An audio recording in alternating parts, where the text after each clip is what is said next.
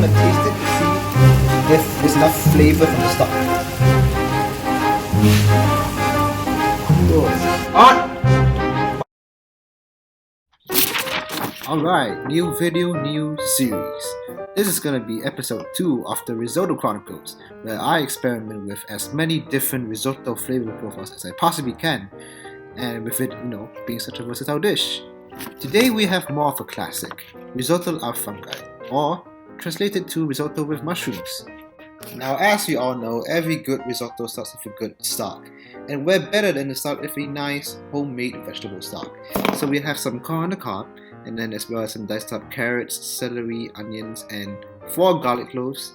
And in a baking pan, we're all gonna lay them out like this, and we're gonna season with some salt, and then some black pepper, and then if you want, put nutmeg, and you can put like some Italian herbs or oregano if you want. And then I also like a bit of chili flake, and then after that we're gonna pour some olive oil over it and just mix it just like this. Look at them, they're all extremely well seasoned, and then we're gonna put them in the oven to cook them for around 20 minutes, and they should look nice and brown, and that includes the corn, which we just sprinkled some oil over. Now, in a preferably very large pot for our stock, we're gonna throw in our softened roasted vegetables in there, including all of that extra juice, and then just plop the corn on top. Now we're gonna fill it up with water. Oh wait, we need more water. We need more water. Alright, now we have finally enough water to fill our vegetables. You're probably gonna want more than you need, and look at that, now it looks very nice and colorful. And then we're just gonna throw in some bay leaves and then some sprinkles of thyme, and then we're just gonna give it a good stir and then simmer on medium heat for around a couple hours. Now it's been 3 hours since this stock has been simmering.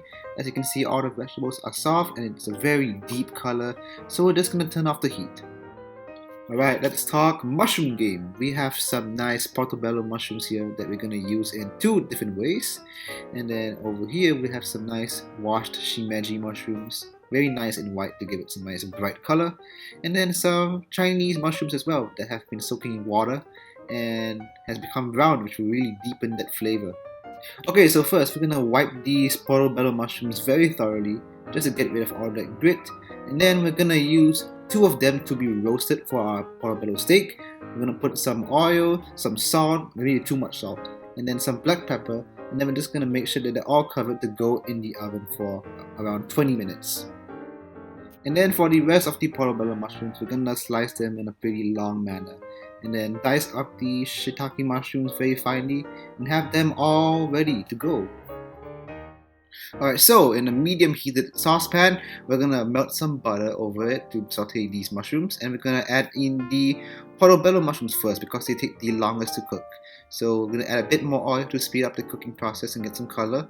We're now gonna season with salt to get rid of the water moisture, and now throw into the Shimeji mushrooms and just saute it a little bit more, and then add in some of the diced shiitake mushrooms just to get that more umami mushroomy flavor.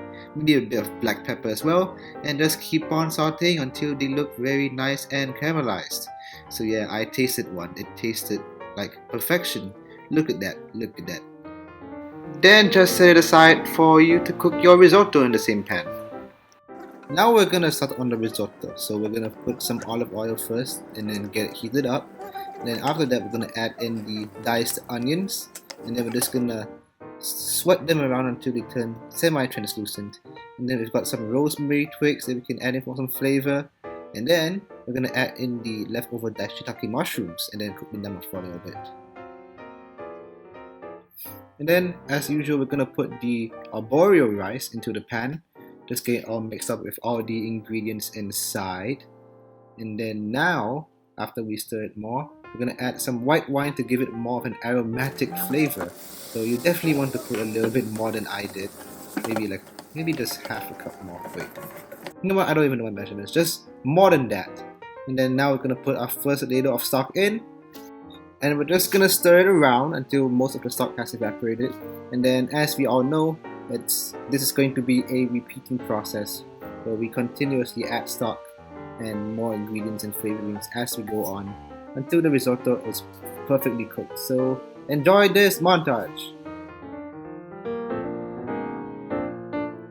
Right, so now we've decided to add some of the Chinese mushroom water into the risotto for a more mushroomy and dark flavor to the risotto. And we're gonna keep doing this just like with our stock. So as you can see, it's a little bit darker now.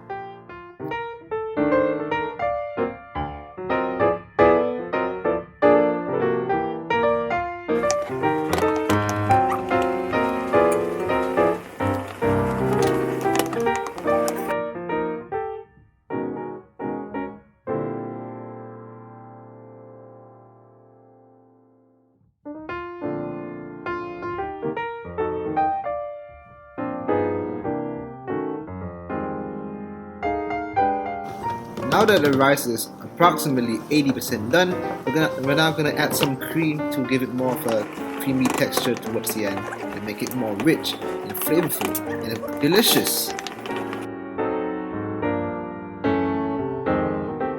And make sure you keep seasoning as you go along as well. Adding more salt or pepper, maybe a bit more cream or Italian herbs. Just keep tasting as you go, even if the rice is a little bit underdone.